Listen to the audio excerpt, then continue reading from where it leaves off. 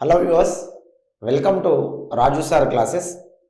Indian polity సబ్జెక్ట్లో భాగంగా మనం ప్రీవియస్ వరకు స్థానిక ప్రభుత్వాలు టాపిక్ చూసాం. దాని తర్వాత కంటిన్యూషన్ లాస్ట్ టాపిక్ ఇండియన్ పాలిటీలో కాన్స్టిట్యూషనల్ ఆర్గనైజేషన్స్ అంటాం. రాజ్యాంగ సంస్థలు,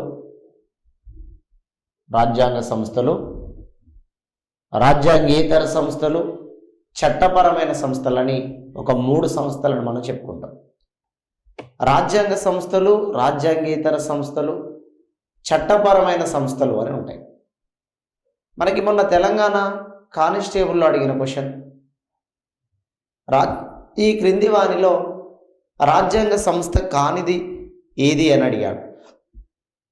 తర్వాత రైట్ టు ఇన్ఫర్మేషన్, సమాచార హక్కు చట్టము, ఇందులోనే మనం మాట్లాడదాం. సమాచార హక్కు చట్టము అనేది ఏ రాష్ట్రంలో ముందు ప్రవేశపెట్టబడింది అనే క్వశ్చన్ వచ్చింది. తర్వాత సివిల్ సర్వీసుల గురించి చదువుతున్నప్పుడు ఐపీఎస్ల సివిల్ సర్వీస్ ట్రైనింగ్ సెంటర్, ఐపీఎస్ల ట్రైనింగ్ సెంటర్ భారతదేశంలో ఎక్కడ ఉన్నది? 3 క్వశ్చన్లు రాజ్యాంగ సంస్థల నుండే వచ్చినాయి. కాబట్టి ఇంపార్టెంట్ టాపిక్, దీన్ని జాగ్రత్తగా గుర్తుంచుకోవాల్సి ఉంటుంది.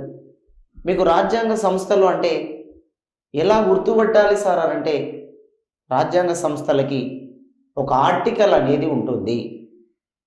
ఆర్టికల్ ఉండి రాష్ట్రపతి ద్వారా నియమించబడినటువంటి సంస్థలని రాజ్యాంగ సంస్థలు అన్నారు.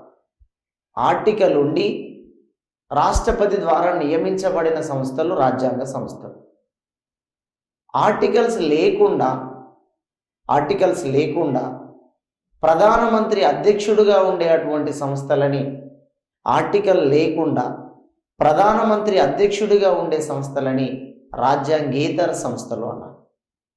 ఆర్టికల్ ఉండి రాష్ట్రపతి నియమిస్తే రాజ్యాంగ సంస్థ, ఆర్టికల్ లేకుండా ప్రధానమంత్రి అధ్యక్షుడిగా ఉంటే వాటిని రాజ్యాంగేతర సంస్థ. ఇక 3వది చట్టపరమైన సంస్థ. పార్లమెంటు కానీ అసెంబ్లీ కానీ ఒక చట్టాన్ని చేసి సంస్థను ఏర్పాటు చేస్తాం, ఒక చట్ట ప్రకారం సంస్థను ఏర్పాటు చేస్తాం. ఇట్లా మనం 3 వేరు రకాలైనటువంటి అంశాలని చూడాల్సి ఉంటుంది. రైట్, ఫస్ట్ వన్ మనకి రాజ్యాంగ సంస్థలను చూద్దాం. ఈ రాజ్యాంగ సంస్థల్లో మొదటిది మనకి first heading attorney general. First one attorney general.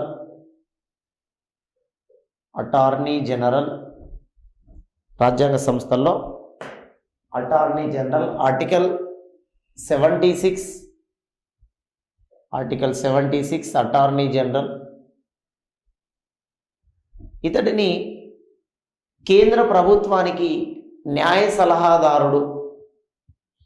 ఈయన న్యాయశాస్త్రంలో కనీసం ఒక 10 సంవత్సరాల కంటే ఎక్కువగా అనుభవం కలిగినటువంటి వ్యక్తిని కేంద్ర ప్రభుత్వానికి సలహాదారుడుగా తీసుకుంటాం. కాబట్టి ఇతన్ని legal adviser to the central government అంటాం. కేంద్ర ప్రభుత్వానికి న్యాయ సలహాదారుడుగా ఉంటాడు. రాష్ట్రపతి నియమిస్తాడు, రాష్ట్రపతి తొలగిస్తాడు, రాష్ట్రపతి జీతాన్ని నిర్ణయిస్తాడు, రాష్ట్రపతి పదవీ కాలాన్ని నిర్ణయిస్తాడు. 4 అంశాలు రాష్ట్రపతి చేతిలోనే ఉంటాయి. నియమించడం, తొలగించడం, పదవీ కాలము, జీతము అన్నీ కూడా రాష్ట్రపతి చేతిలో ఉంటాయి. ఇతడు 88 ఆర్టికల్ ప్రకారం అటార్నీ జనరల్. ఈయనను మనం సింపుల్గా ఏజీ అనుకోవచ్చు. ఏజీ అటార్నీ జనరల్ 88 ఆర్టికల్ ప్రకారం పార్లమెంటు సమావేశాల్లో పాల్గొంటాడు.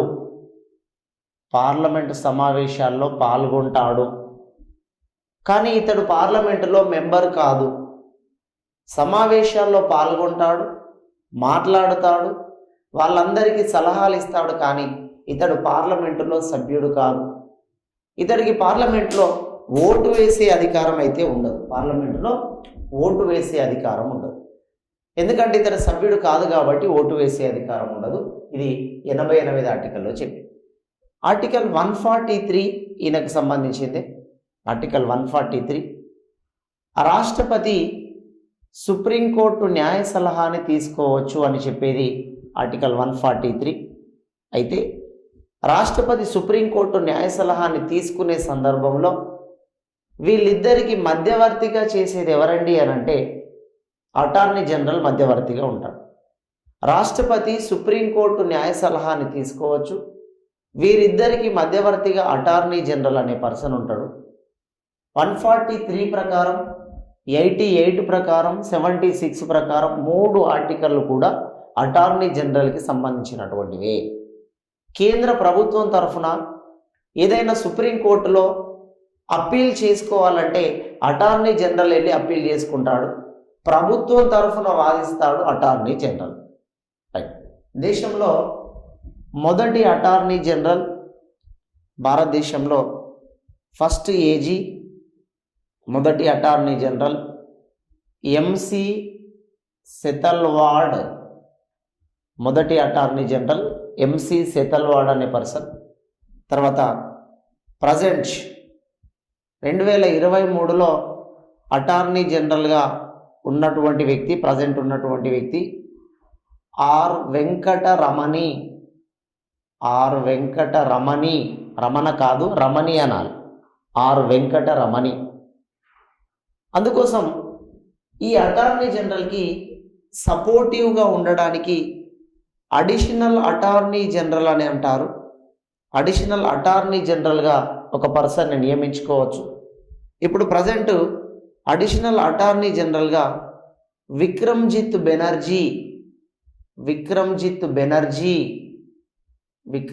బెనర్జీ అనే పర్సన్ అడిషనల్ అటార్నీ జనరల్గా ఉన్నాడు. ఇక్కడ భారతదేశంలో వీళ్ళంతా సలహాలు ఇవ్వడానికి ఏర్పాటు చేయబడి ఉంటారు. జస్ట్ సలహాలు ఇవ్వడానికి వీళ్ళందరినీ ఏర్పాటు చేసుకున్నాం. దీన్నే మనం అటార్నీ జనరల్ అనే పేరుతో పిలుస్తున్నాం. రాజ్యాంగ సంస్థల్లో మొదటిది. Next continuation. Advocate general. Next number 2 advocate general. Article 165.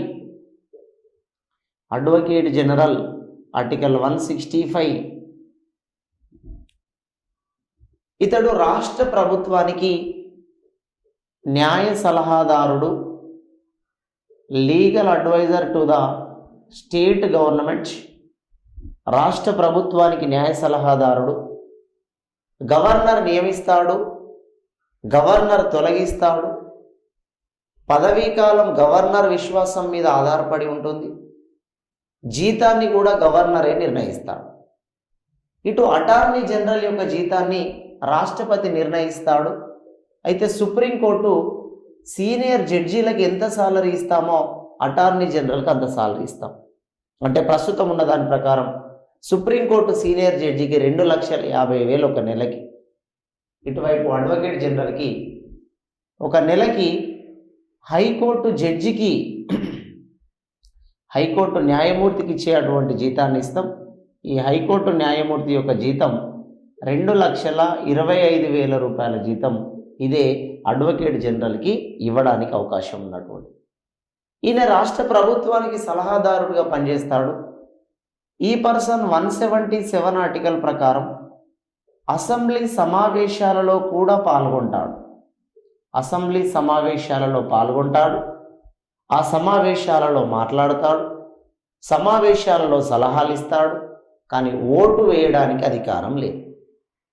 రాష్ట్ర ప్రభుత్వం తరఫున వాదించాల్సినటువంటి అన్ని కేసులని అడ్వకేట్ జనరల్ పట్టుకొని పోయి హైకోర్టులో మాట్లాడతాడు. రాష్ట్ర ప్రభుత్వం ఏదన్నా కౌంటర్ అప్పీల్ చేసుకోవాలంటే అడ్వకేట్ జనరల్ ద్వారా పంపిస్తారు. అందుకోసం మనకి తెలంగాణకి ఫస్ట్ ఏజీగా, ఫస్ట్ అడ్వకేట్ జనరల్గా రామకృష్ణారెడ్డిని నియమించారు. ప్రజెంట్ తెలంగాణకి అడ్వకేట్ జనరల్గా బిఎస్ ప్రసాద్ అంటాం. బండా శివానంద ప్రసాద్ అనే వ్యక్తి తెలంగాణకి అడ్వకేట్ జనరల్గా పనిచేస్తున్నాడు. ఇది 2 అంశాలు మనం చెప్పుకున్నాం. Next continuation. 3వది CAG heading. Next continuation number 3. 3వది సిఏజీ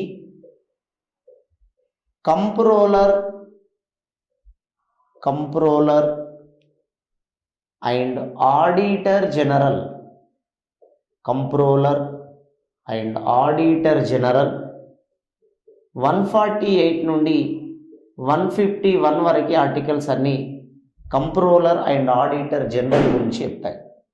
కంట్రోలర్ అనొద్దు, కంప్ట్రోలర్, COM అనాలి. ఎన్ అంటే కంట్రోలర్ అవుతుంది, కంట్రోలర్ కాదు, కంప్ట్రోలర్ అండ్ ఆడిటర్ జనరల్. ఈ పదవిని మనం బ్రిటన్ రాజ్యాంగం నుండి తీసుకున్నాం. ఇంతకుముందు చెప్పిన అడ్వకేట్ జనరల్, అటార్నీ జనరల్ను కూడా బ్రిటన్ రాజ్యాంగం నుండి తీసుకున్నాం. మరి సిఏజీ యొక్క డ్యూటీ ఏంటంటే ఇక్కడ ఈయన ఏం చేయాలి? వాచింగ్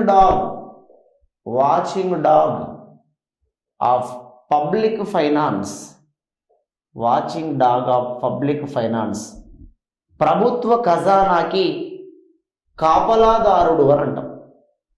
ప్రభుత్వ ఖజానాకి కాపలాదారుడు, వాచింగ్ డాగ్, కాపలా కుక్క అనే అటువంటి పేరుతోడు కూడా ఈయనను పిలవడానికి. ఈ దేశానికి సంబంధించినటువంటి డబ్బుని కాపాడడానికి ఏర్పాటు చేయబడ్డదే కాగ్. ఈ దేశము అప్పులలో ఉన్నదా? ఈ దేశము మిగులు ఆదాయంలో ఉన్నదా? ఈ రాష్ట్రము అప్పులలో పడి ఉన్నదా? రాష్ట్రం దగ్గర ఏమన్నా మిగులు డబ్బు ఉన్నదా? రిపోర్ట్ ఇచ్చే అటువంటి ఒకే ఒక పర్సన్ కాగ్.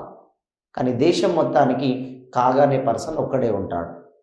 మనకి ఏజీ లాగా సెంట్రల్కి ఒక ఏజీ, స్టేట్కి ఒక ఏజీ లాగా సిఏజీ సెంట్రల్కి స్టేట్కి వేరువేరుగా ఉండరు.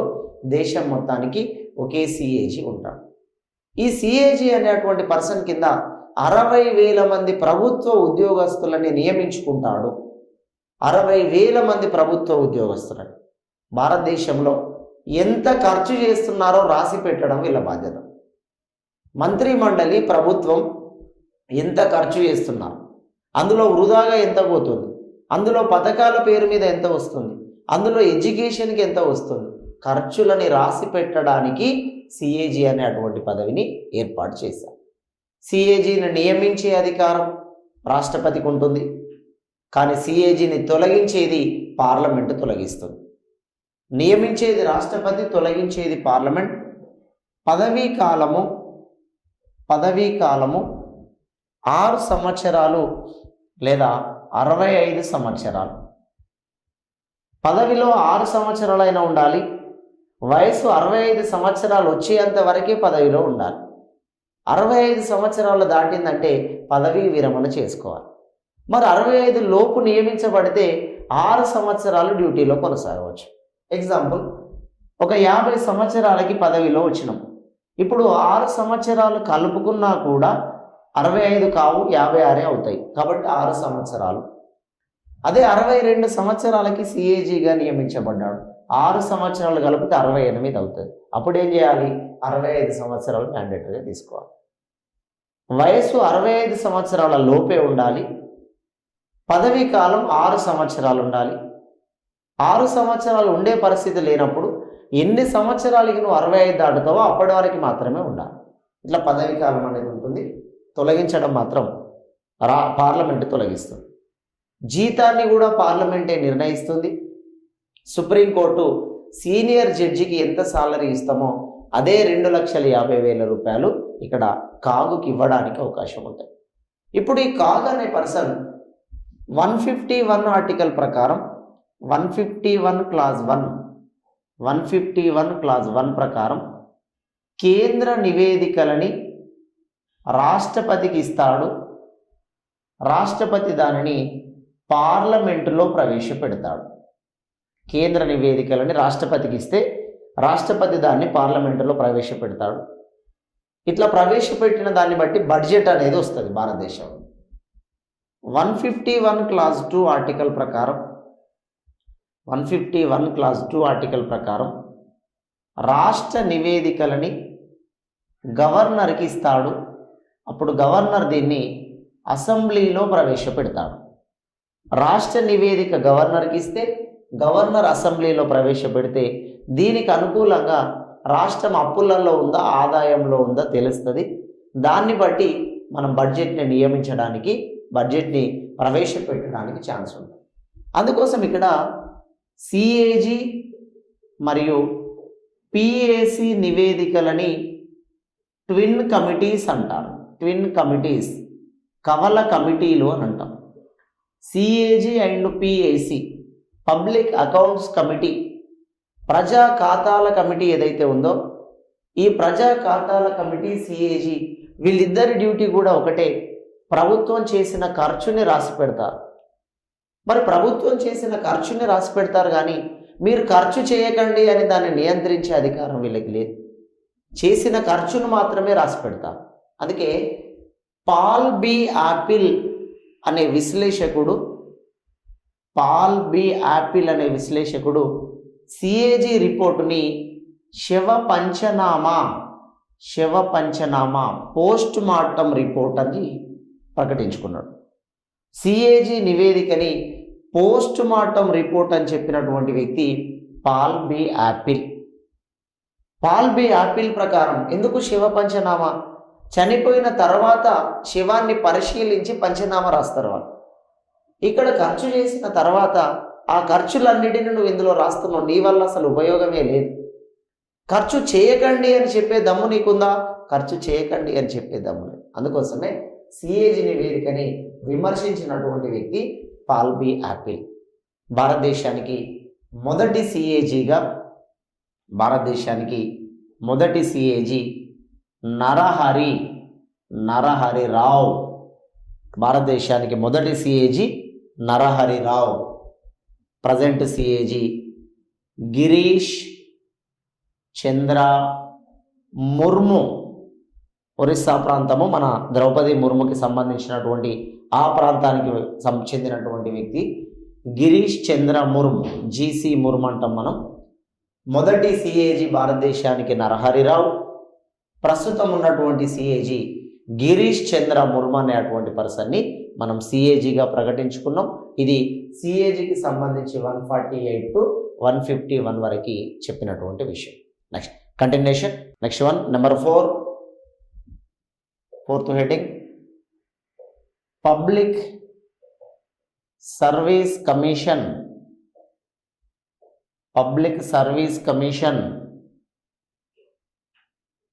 308 to 323 articles. Public service commission 308 to 323.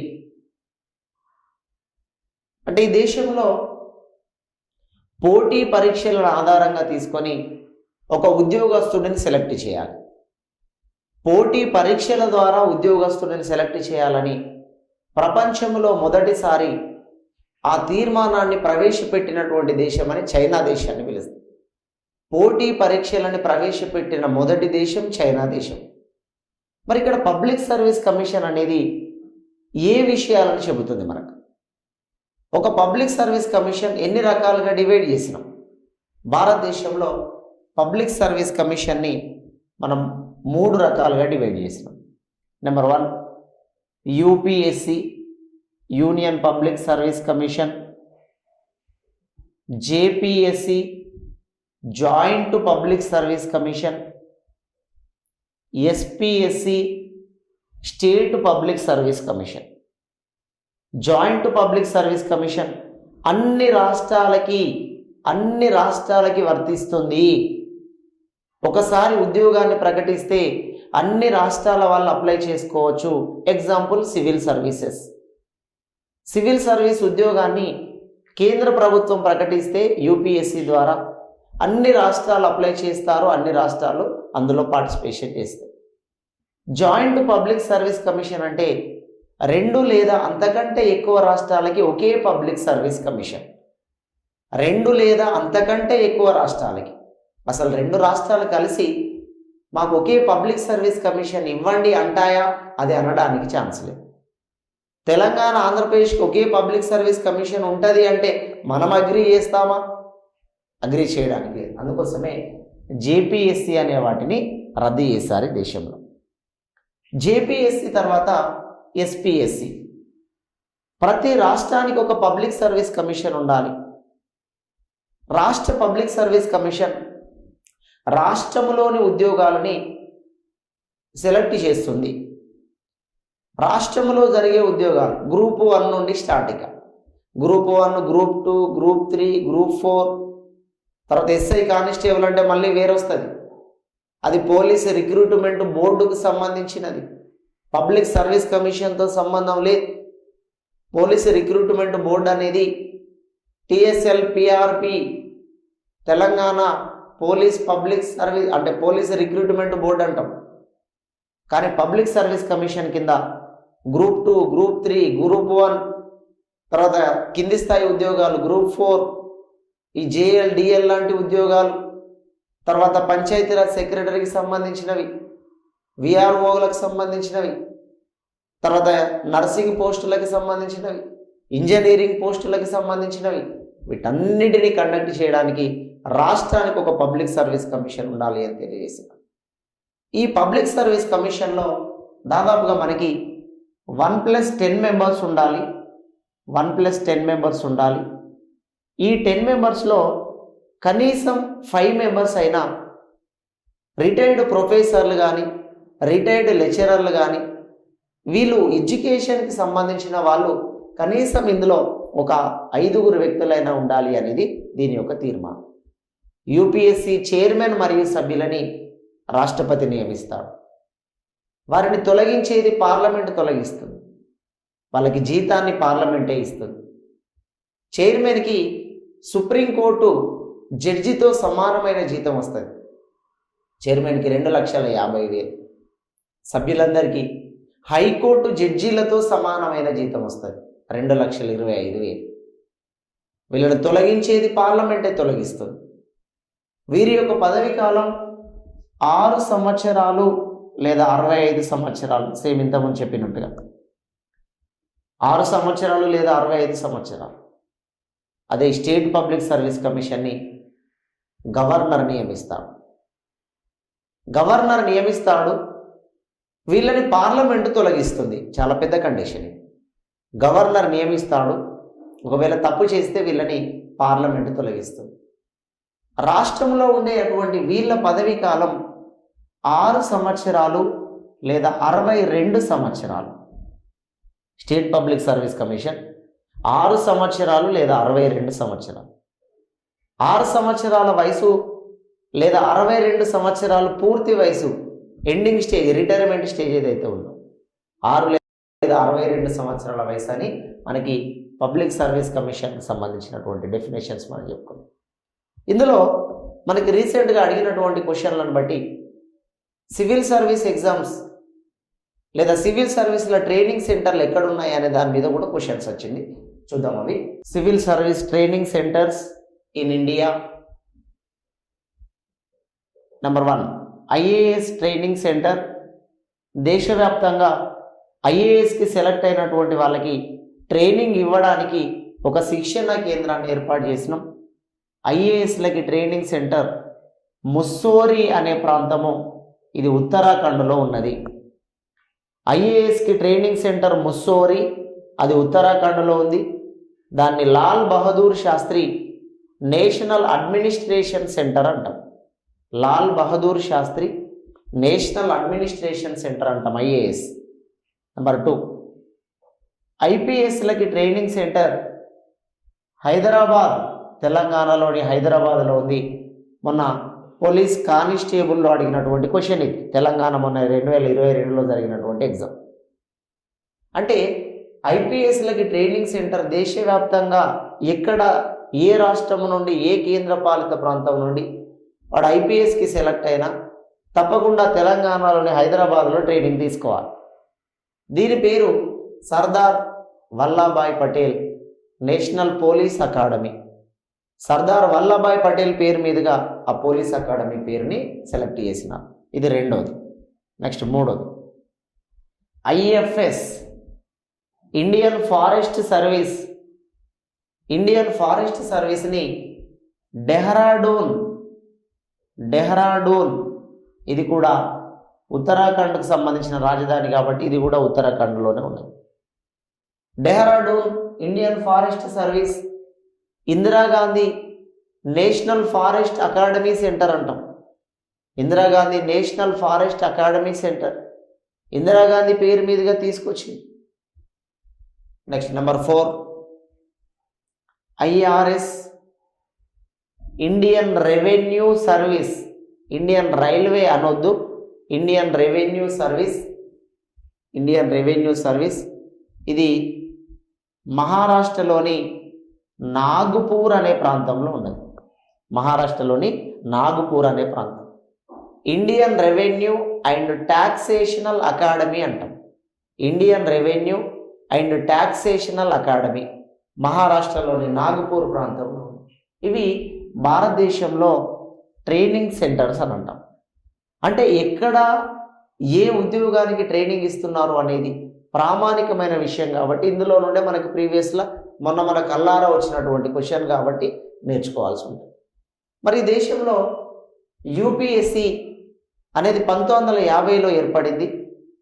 1950లో ఏర్పడినప్పుడు మొదటి యూపీఎస్సికి చైర్మన్గా చూద్దాం.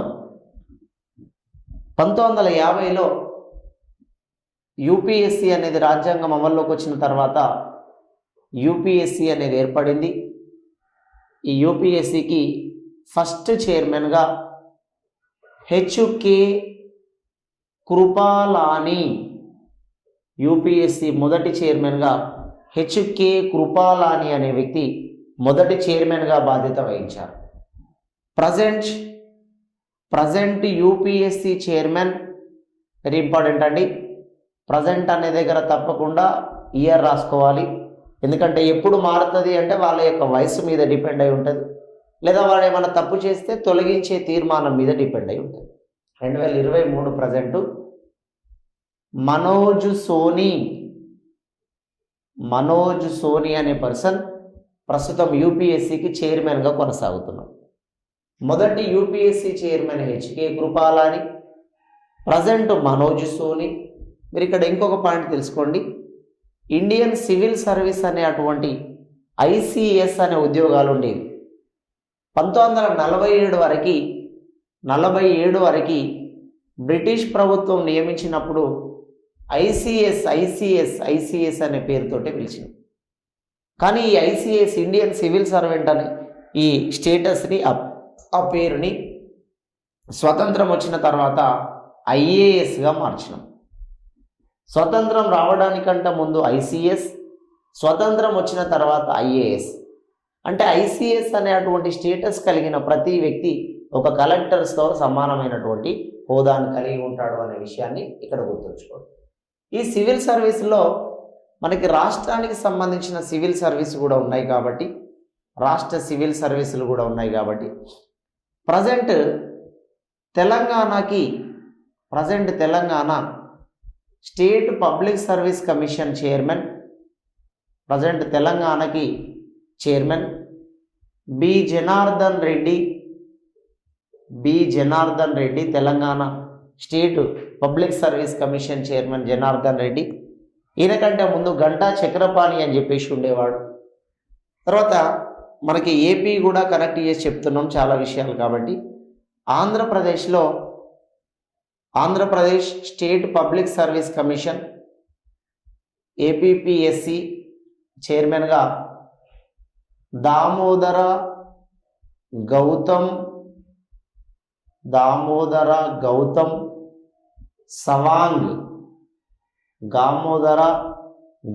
సవాంగ్ అనే పర్సన్.